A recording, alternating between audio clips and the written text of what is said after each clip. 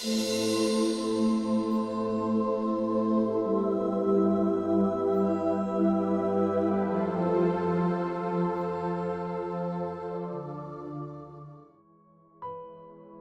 Book of Titus.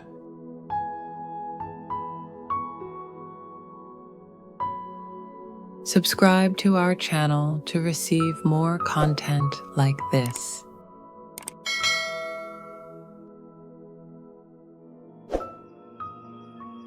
Picture an island in the bright blue Mediterranean Sea. Sunny, rugged, full of little towns and busy ports. This is Crete. Now, imagine a young man named Titus standing there, looking at the people bustling through the streets. Merchants, sailors, families, all trying to make their way. But something's wrong. This place is wild. People are quick to lie, cheat, and chase after whatever benefits them. The church, the group of new Christians here, is struggling, confused, and a little lost. Titus has been left here for a reason, to help straighten things out. And he's not alone. He has a letter in his hands, a personal message from one of the greatest Christian leaders of all time, the Apostle Paul. This is the story of the Book of Titus. It's not long, but it's packed with wisdom about leadership, about character, and about living a life that truly reflects your faith. Let's back up a little bit. Paul was a traveler, a preacher, a church planter, someone who spent his life telling the world about Jesus. Titus was one of his trusted companions, a Greek man who had embraced the Christian faith and traveled with Paul on his missions.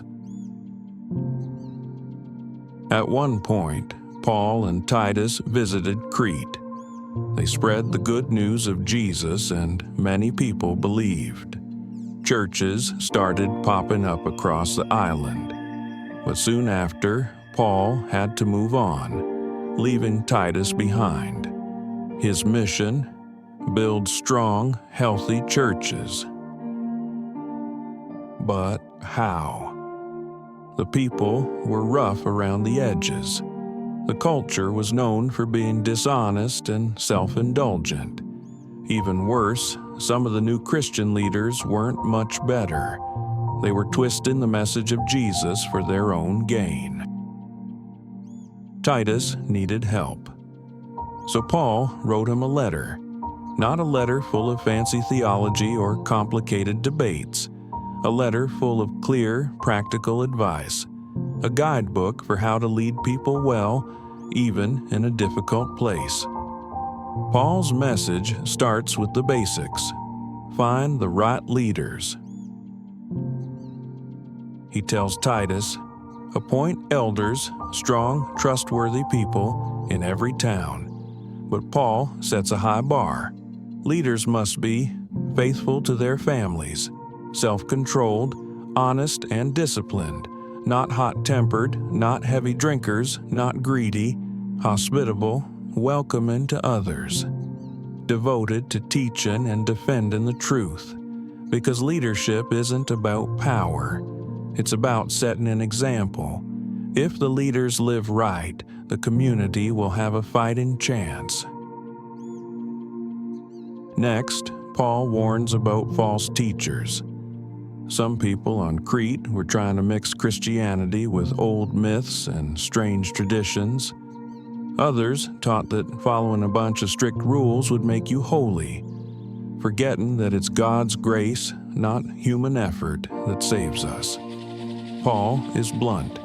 He tells Titus, call them out, correct them firmly. Don't let them fool people or divide the church.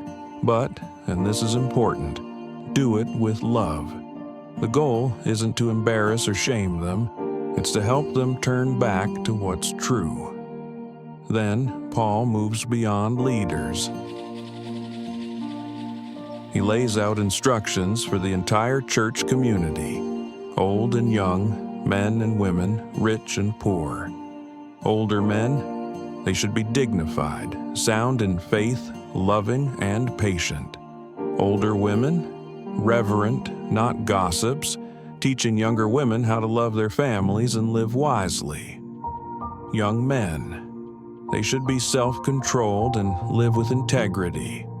Workers, they should respect their bosses, work hard, and be trustworthy, not because their boss deserves it, but because it shows the beauty of what they believe.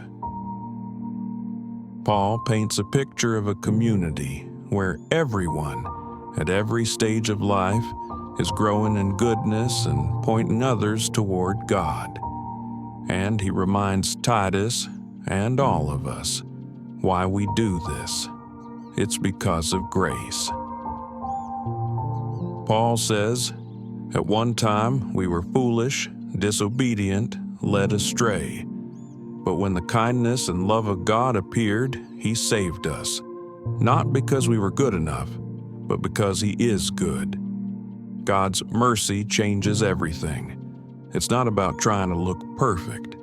It's about letting God transform us from the inside out, so our actions match our faith.